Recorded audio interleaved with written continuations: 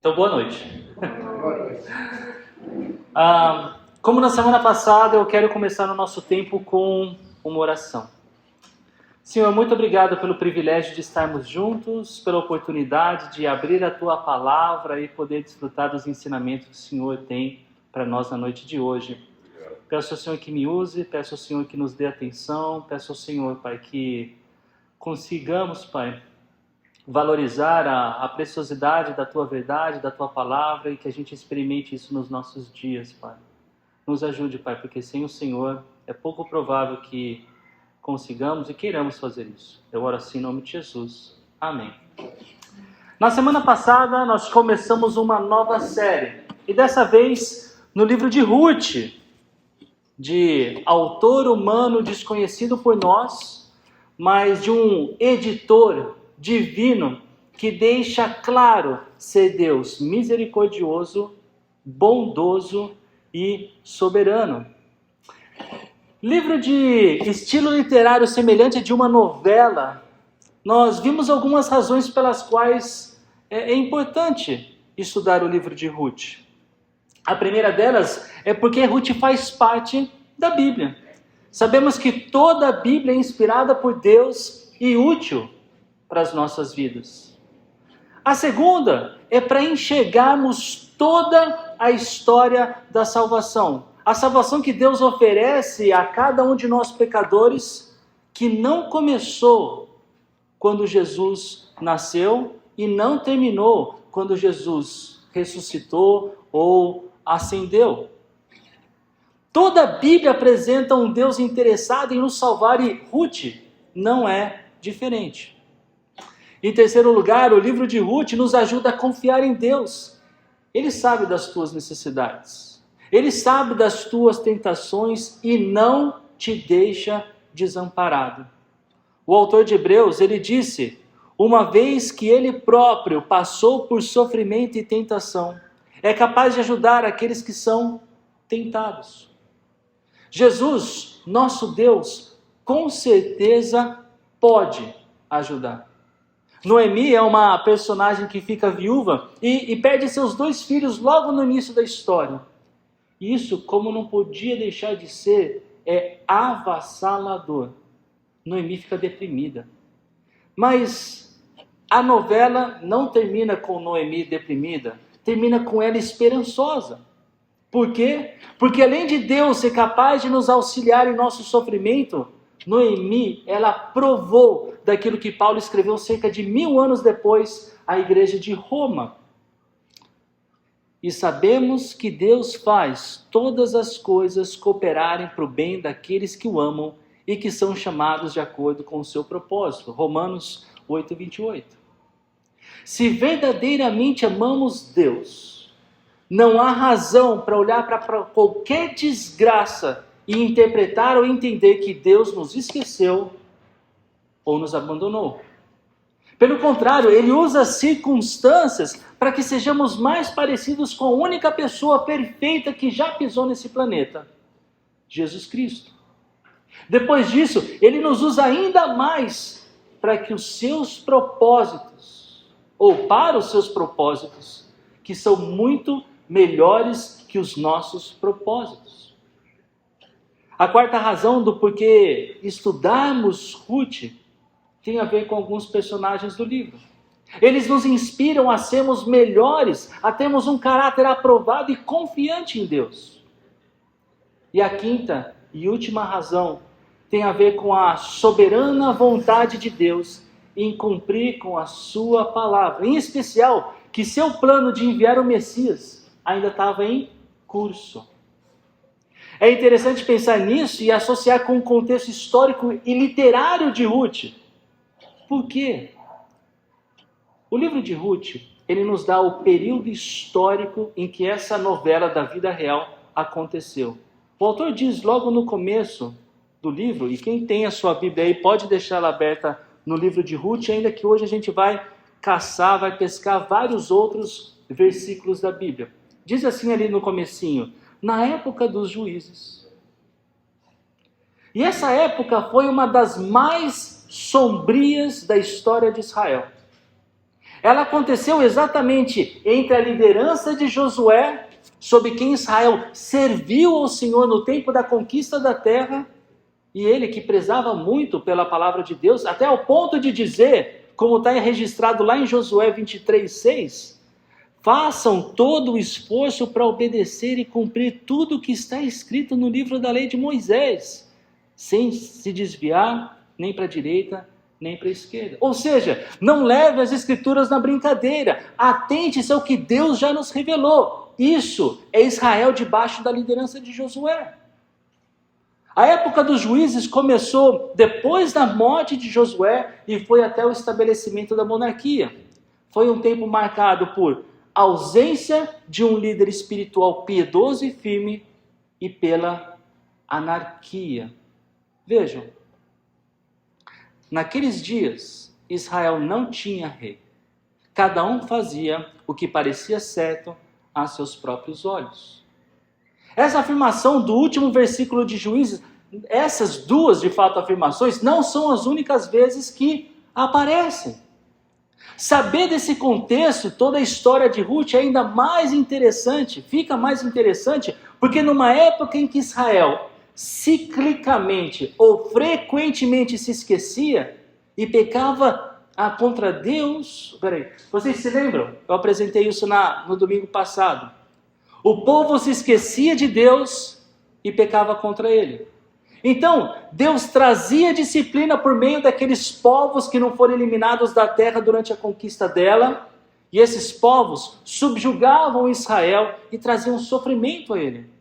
Daí, Israel se arrependia e clamava a Deus, que por fim trazia libertação, que trazia salvação por meio de um juiz, que nesse caso não é bem a imagem que nós temos de um juiz dos nossos dias. Ele era alguém que liderava as forças armadas de uma região de Israel que estava sendo afligida por meio desse povo inimigo. Então, numa época em que o povo de Israel ciclicamente se esquecia de Deus, ele continuava amando esse povo e seguia agindo para que os seus propósitos se cumprissem. Alguns séculos depois, por meio do profeta Jeremias, Deus diz: porque sou eu que conheço os planos que tenho para vocês. E no livro de Ruth, que plano é esse que Deus tem para o povo que ele acolheu como filho? O plano de resgatar todo pecador que confessar Jesus Cristo como o único e suficiente Salvador. Jesus é descendente de Davi. O livro de Ruth nos lembra que o Deus que governa o mundo, ele age a todo instante, inclusive nos momentos triviais da nossa vida. Milagres não acontecem a todo instante, assim como no livro de Ruth não há um milagre sequer registrado. O extraordinário está em ver o plano de Deus em ação, que aponta para uma esperança sem igual. Como? Como é isso? Isso acontece ao mostrar que em meio àquela anarquia, egoísmo, aquela bagunça, libertinagem, corrupção e especialmente infidelidade contra Deus por parte de Israel, Deus continuava exercendo o seu caráter bondoso, misericordioso e soberano, executando o seu plano salvador para que eu e você pudéssemos um dia ouvir a verdade, conhecer a verdade, entender a verdade e crer nessa verdade. Qual verdade? Que a obra de Jesus Cristo, sua morte e a sua ressurreição, foi e é suficiente para nos livrar da culpa e do poder que causam os nossos pecados. Jesus morreu no nosso lugar. Quem nele crê tem a vida eterna. A salvação é por causa da graça de Deus, por meio da fé. Nunca foi por obras. Olha o plano extraordinário de Deus no contexto literário de Ruth. Juízes, o livro de Juízes, tem 21 capítulos. E próximo do final, ele apresenta personagens com histórias deploráveis que são de Belém de Judá. A de um levita picareta e de outro levita que tomou para si uma concubina de Belém de Judá, que posteriormente na história foi estuprada por vários homens e desmembradas em 12 partes. Essa história dessa concubina, ela é tão cruel que eu conheço material bíblico infantil que preferiu não comentar sobre essa passagem no livro de Juízes. E como eu disse, a época dos juízes é uma das mais sombrias, se não a mais sombria da história de Israel. Até mesmo os levitas, os responsáveis pela organização religiosa de Israel, os sacerdotes, estavam afastados de Deus. Mas o livro de Ruth, que nas nossas Bíblias vem logo após Juízes, apresenta um homem chamado Elimeleque. É o marido de Noemi, que curiosamente o nome significa meu Deus é rei. E de onde era Elimeleque? De Belém de Judá. E no final do livro de Ruth, nós lemos que de Boaz e de Ruth nasce Obed, que é pai de Jessé, que é pai de Davi. E Davi é de Belém de Judá, o rei mais aclamado de Israel, e quem a Bíblia chama de homem segundo o coração de Deus. E Davi, como nós sabemos pelas genealogias, apresentado tanto por Mateus como por Lucas, é da ascendência de Jesus, é parente de Jesus. E Jesus é de onde ele nasceu? Belém de Judá. Ele que é o rei dos reis e o senhor dos senhores. Para alguns, isso aqui é mera coincidência. Mas isso é o que o editor divino da Bíblia resolveu fazer para que nós não perdêssemos o fio da meada, a coesão, a coerência, a concordância que tem a Bíblia. Toda ela gira em torno desse extraordinário, desse maravilhoso, desse incrível e amoroso plano de Deus em enviar Jesus Cristo. Até mesmo o livro de Ruth gira em torno dele, de Jesus. Agora, isso não significa que o requerimento para a salvação das pessoas daquele tempo era crer na segunda pessoa da Trindade, no Filho, Jesus Cristo, para serem salvos. Esses são conceitos melhores revelados somente com a vinda de Jesus e os ensinamentos dos apóstolos de Jesus, como nós temos e vemos no Novo Testamento. Mas todas as pessoas, do início ao fim, da época dos juízes e da nossa época, precisam ter o quê? Fé. A salvação proposta por Deus sempre foi pela fé. Fé nele, fé em Deus. Nos nossos dias, a palavra de Deus nos ensina com clareza que o alvo da nossa fé é o nosso Senhor Jesus. No tempo de Ruth, o alvo da fé era o Senhor Deus. Não havia revelado uma distinção teológica de que Deus era triuno, de que havia um Pai, um Filho e um Espírito, sendo somente um Deus. Desde o início da humanidade, nossa salvação foi confiar em Deus e na sua palavra. Na época dos juízes, ao invés de confiança em Deus, havia o quê? Esquecimento.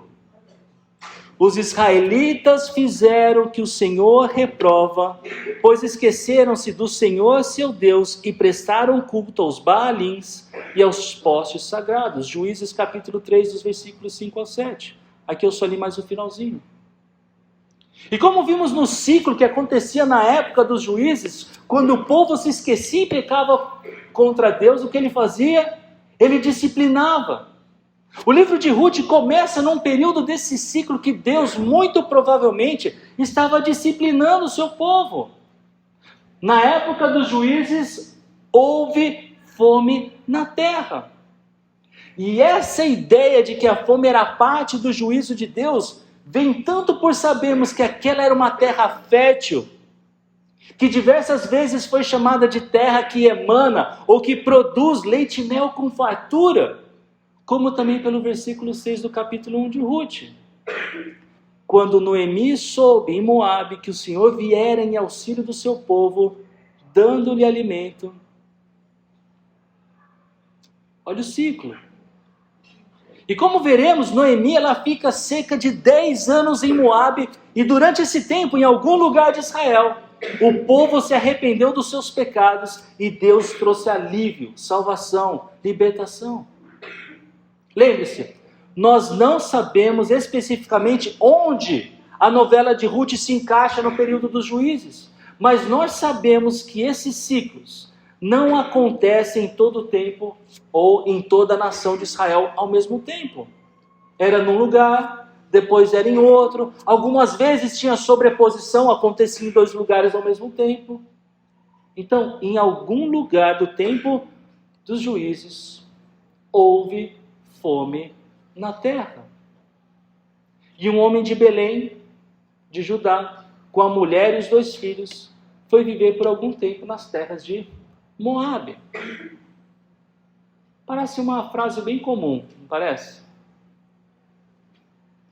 E, como sabemos, até mesmo nos nossos dias, pessoas se mudam de um lugar para o outro. Às vezes por busca de emprego, às vezes para receber um salário melhor, para fugir da seca, para fugir de alagamento, para fugir de um bairro ou de uma cidade muito perigosa. Migrações são normais. Mas um israelita se mudar de Canaã naquele tempo era diferente. Por quê? Porque aquela era a terra prometida. A terra, como eu falei para vocês, deveria produzir leite e mel com fartura. E por que não produzia? Por que estava passando fome? Porque Deus, ele tinha um pacto com o povo de Israel. Um pacto de abençoar o povo quando ele fosse fiel. Mas tinha cláusulas para amaldiçoá-lo caso ele fosse infiel. Exatamente o problema de Israel naquele tempo. Em Deuteronômio 28, nós lemos: se vocês obedecerem tudo ao Senhor seu Deus e cumprirem fielmente todos estes mandamentos que hoje lhes dou, o Senhor seu Deus os colocará muito acima de todas as nações da terra. Se obedecerem ao Senhor seu Deus, vocês receberão as seguintes bênçãos. Que bênçãos eram essas? Eram várias, mas eu vou destacar elas aqui para vocês. Se continuássemos o texto, no versículo 4, as colheitas, os bezerros, os cordeiros, os rebanhos. No versículo 5, as cestas, as amassadeiras. No versículo 8, os celeiros. E mais adiante, cria dos animais, a colheita, a chuva. Tudo isso prosperaria. E olha que interessante que está no versículo 9 de Deuteronômio 28. O Senhor fará de vocês o seu povo santo, conforme prometeu sob juramento, se guardarem os mandamentos do Senhor, do seu Deus, e andarem nos caminhos dele. Percebam essa condicional: se guardarem, se andarem nos caminhos. E se eles fizessem isso, versículo 10, então todos os povos da terra verão que vocês são chamados pelo nome do Senhor e terão medo de vocês. A gente cantou aqui alguma coisa semelhante a isso. Que então veriam a mão de Deus.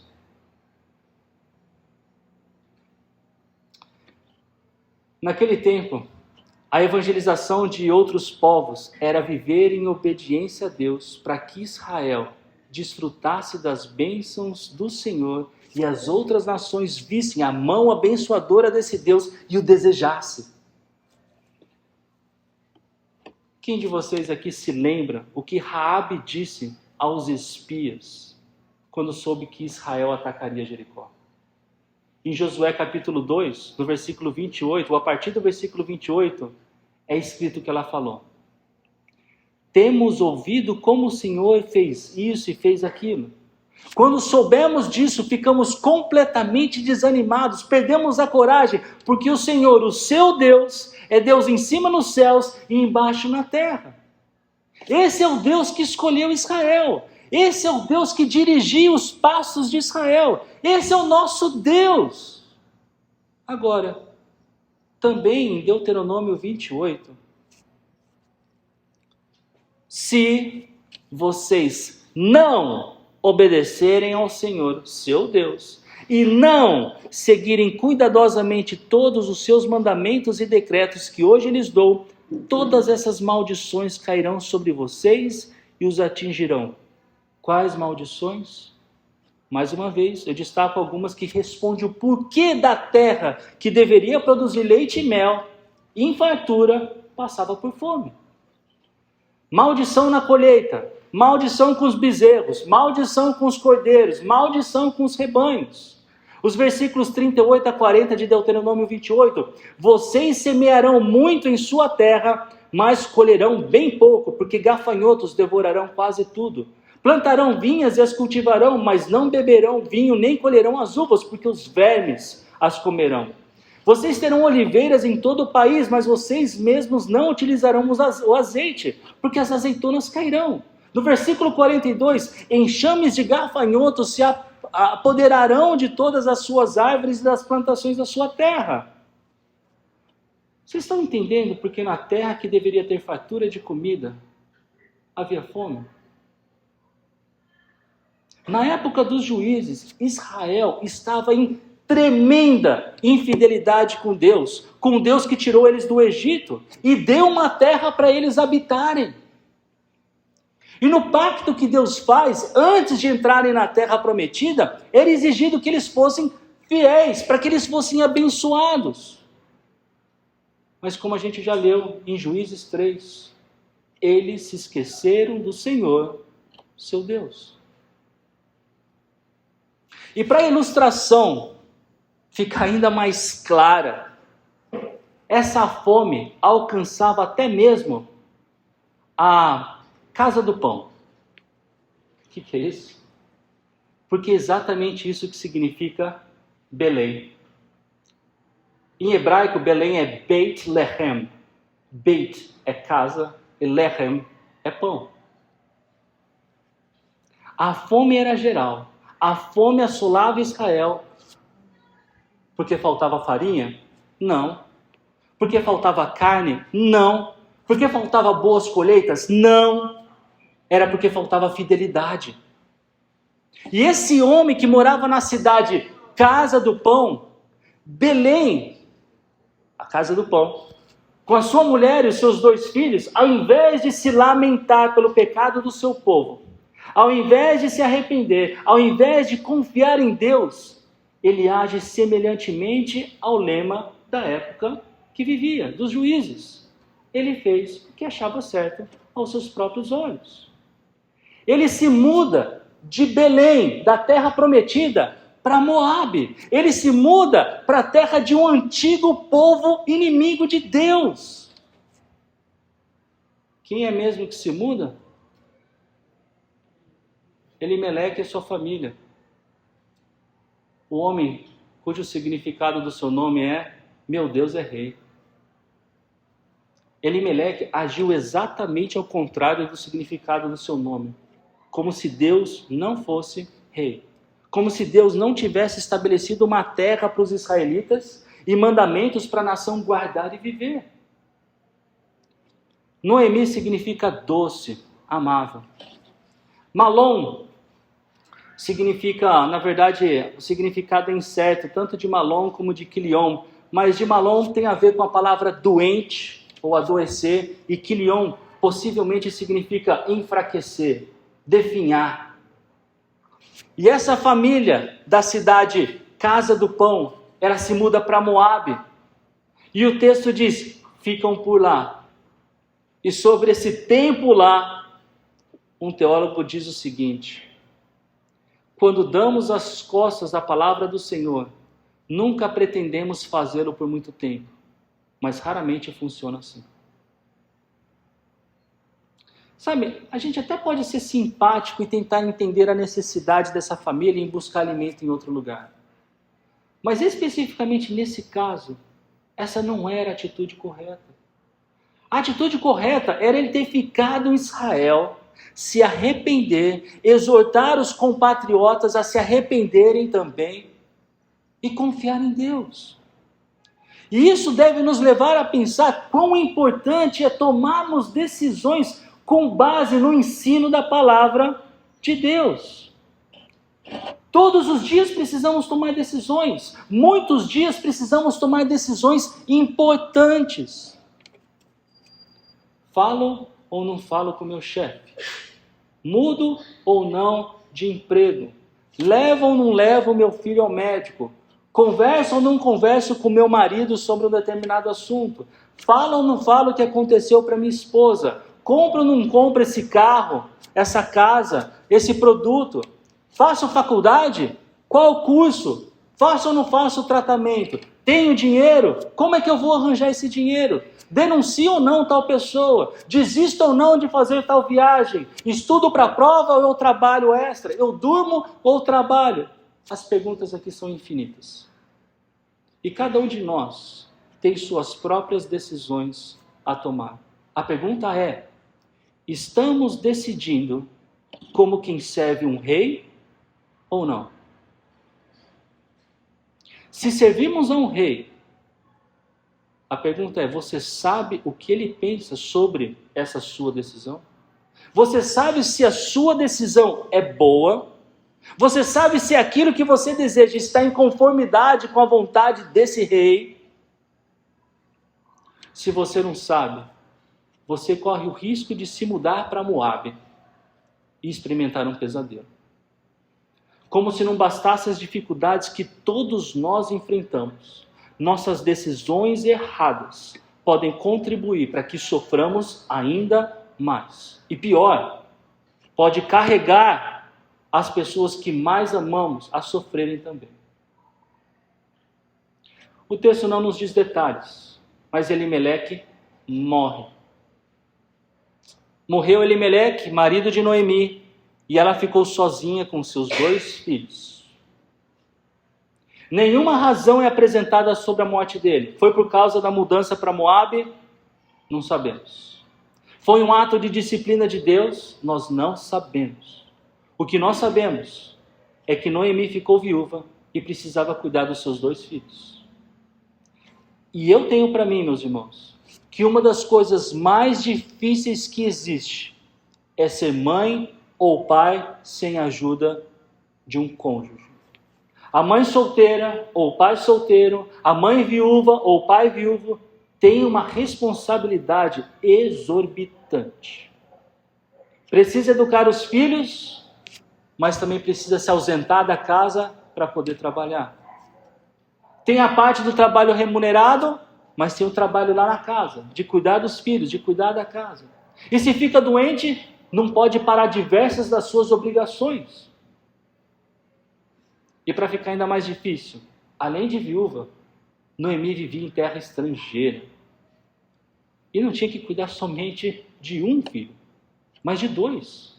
E eles, semelhantes ao pai, ao invés de tomarem uma decisão com base na palavra de Deus, se casam com mulheres moabitas, uma chamada Orfa e a outra chamada Ruth.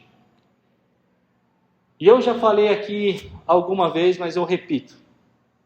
Eu sou da opinião que a decisão sobre com quem se casar é a segunda decisão mais importante da vida. Só perde para a decisão de seguir ou não a Jesus. Na nossa cultura, nós escolhemos com quem nos casamos. Mesmo assim, há muitos que atropelam diversos princípios da palavra de Deus para ter quem quiser, como quiser, onde quiser, pela razão que quiser. Parte disso é porque cristãos têm se esquecido de Deus. Têm ignorado o que a Bíblia ensina sobre isso, sobre com quem eu devo me casar. E por ser algo tão importante, a Bíblia fala muito sobre isso. No livro de Êxodo, nós lemos a seguinte ordem: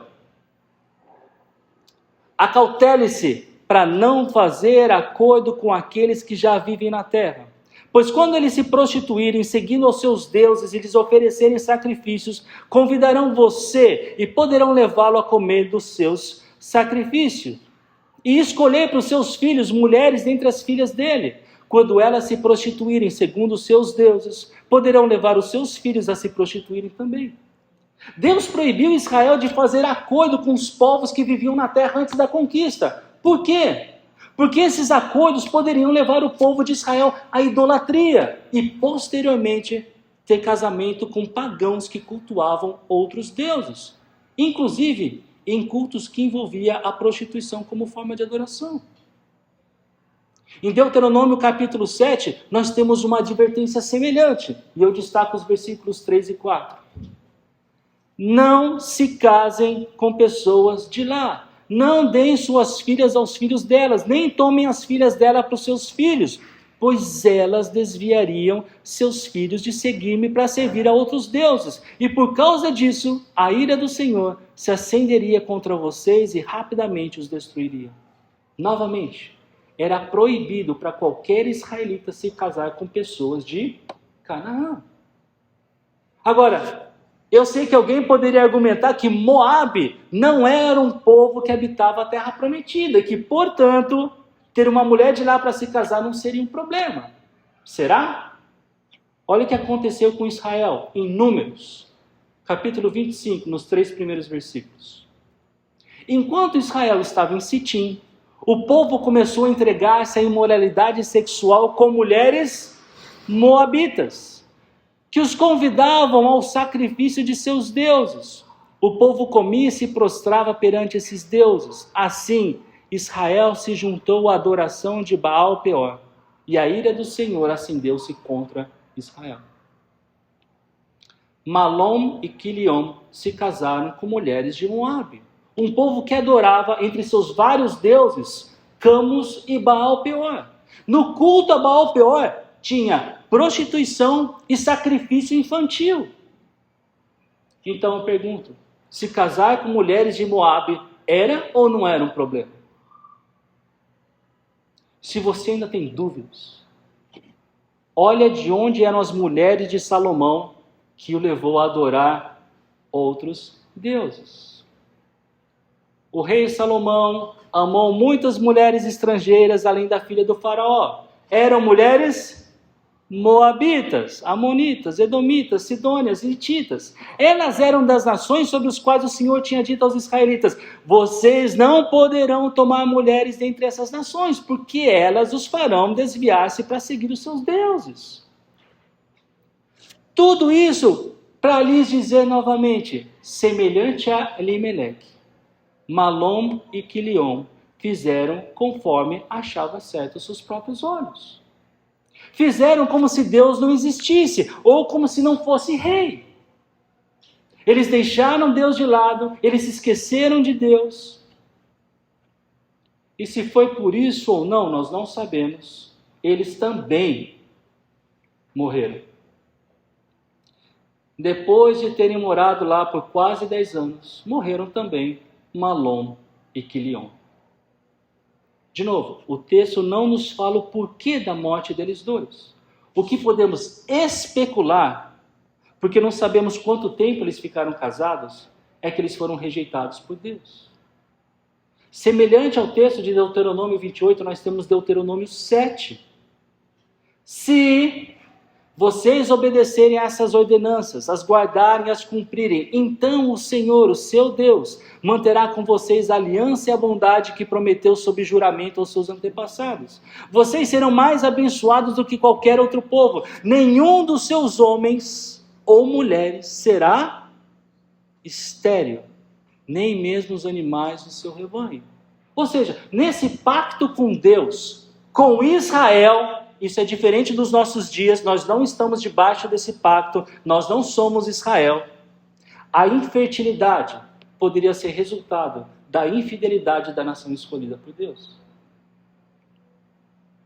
Foram Malom e Quiliom mortos por uma ação disciplinadora de Deus? Nós não sabemos.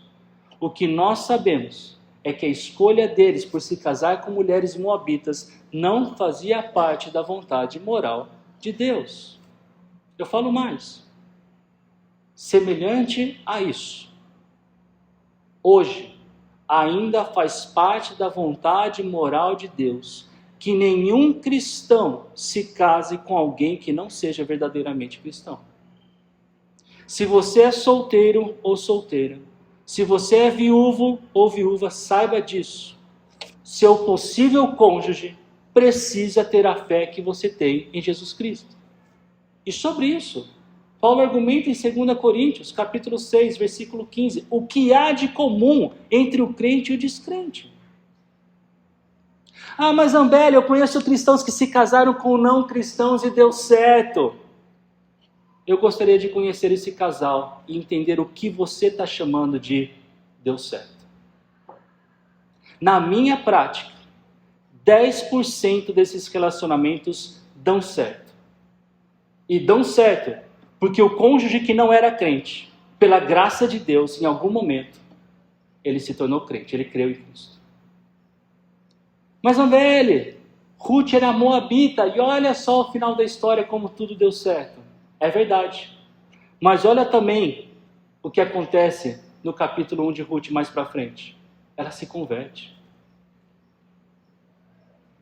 Tanto Malom como Quilion pecaram contra Deus. E nem por isso o plano de Deus cessou. O plano de Deus ele não se limita aos acertos humanos. O plano de Deus vai até onde a graça dele também vai. Agora, não perca de vista a ênfase da narrativa, o sofrimento de Noemi. Além de viúva, agora também não tinha mais seus 2 filhos. Que pesadelo, que dor, que sofrimento. Imagine isso, Noemi está numa terra estrangeira. Ela é viúva, já sofreu com a morte do marido e não tem agora quem a proteja, quem dê providências a ela. E agora ela perde seus 2 filhos e com eles o INSS daquele tempo. Não tinha aposentadoria. Os filhos é que depois providenciavam para os seus pais. Ela já não tem mais ninguém para dar sequência ao nome da família. Ela está envelhecendo. Que esperança que ela tem. Eu não quero minimizar a dor de Noemi. E nem a dor que cada um de vocês que sabe a profunda dor de perder o marido, ou a esposa, filhos. Eu conheço pessoas que perderam familiares por doenças. Eu conheço gente que perdeu filhos por fenômenos naturais, como enchentes e deslizamentos. Outros por acidente de carro e de avião. A dor dessa separação é insuportável. Algumas pessoas até perdem a vontade de viver. Alguns já nem se importam mais com o significado da palavra esperança. Hoje, eu disse para vocês que Juízes 19 conta uma das histórias mais horripilantes da Bíblia. No ano passado, eu disse para vocês que Gênesis 45 é um dos capítulos com mais emoção da Bíblia, quando José se revela quem ele era lá no Egito para os seus irmãos. E eu também digo para vocês que Ruth, capítulo 1, é um dos capítulos com a apresentação na Bíblia de maior sofrimento. E o primeiro episódio da nossa novela termina exatamente aqui. Com Noemi, sem o marido, sem os 2 filhos, ainda em Moabe. Nas cenas do próximo capítulo, nós vemos ela voltando para Belém. Novamente, sem marido, sem os seus filhos e talvez, ainda pior, sem esperança.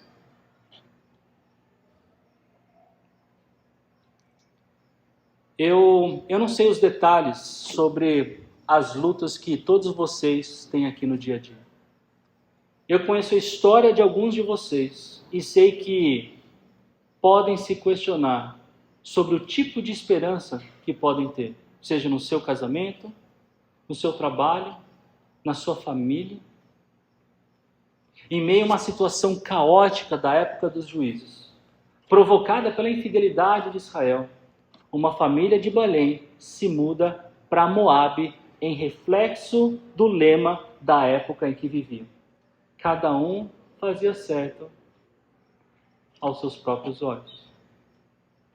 A época dos juízes não foi a única em que as pessoas faziam o que bem queriam. Pensem bem. Hoje isso não é muito diferente. Disfarçada com a bandeira da tolerância, como se ela fosse a rainha das virtudes, pessoas fazem o que querem. Até dizem que podem ser o que quiserem ser.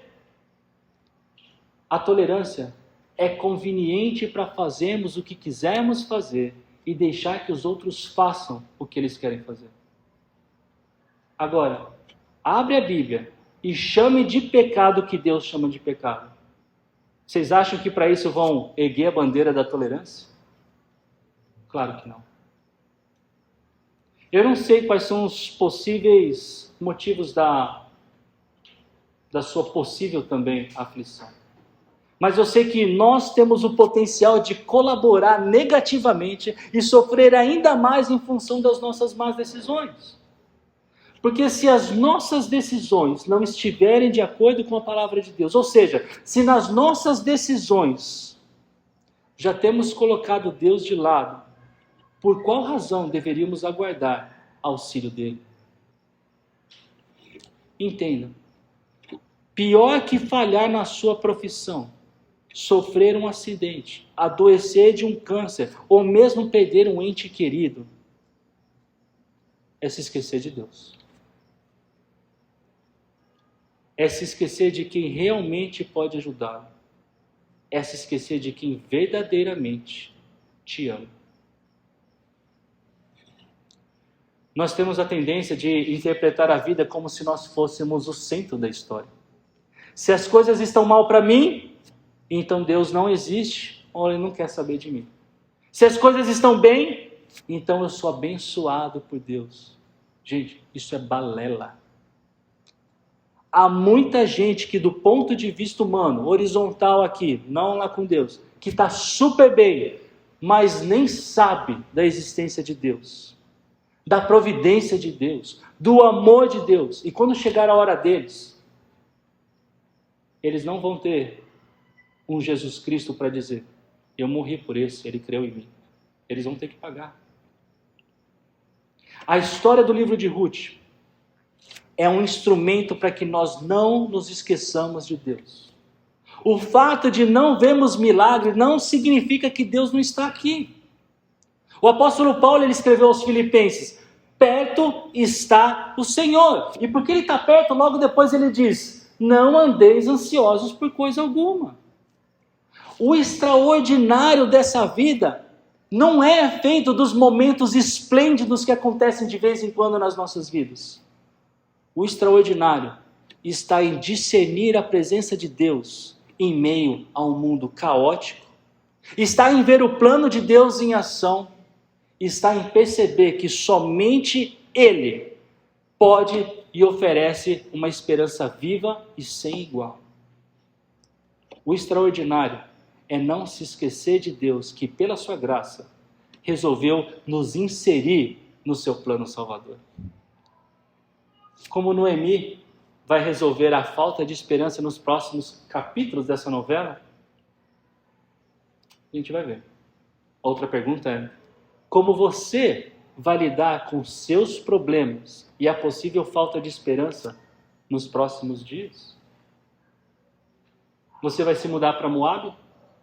Você vai se relacionar com pessoas que Deus desaprova?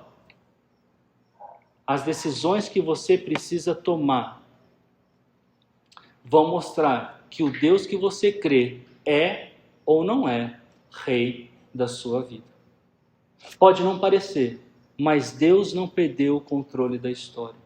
Nem no livro de Ruth, nem no livro da sua história. Não se esqueça dele. Ele nunca se esqueceu de você. Senhor, obrigado. Obrigado pela lembrança de que o Senhor tem um plano, e esse plano nunca saiu dos trilhos. Que a gente saiba discerni-lo, e perceber, Pai, para que entendamos o que é extraordinário.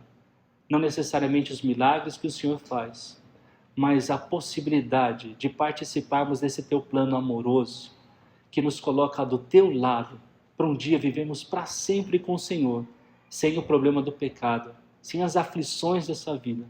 Obrigado, Senhor Jesus Cristo, por providenciar uma forma para a gente poder viver para sempre. Eu te louvo, eu te agradeço e oro assim, em nome de Jesus. Amém.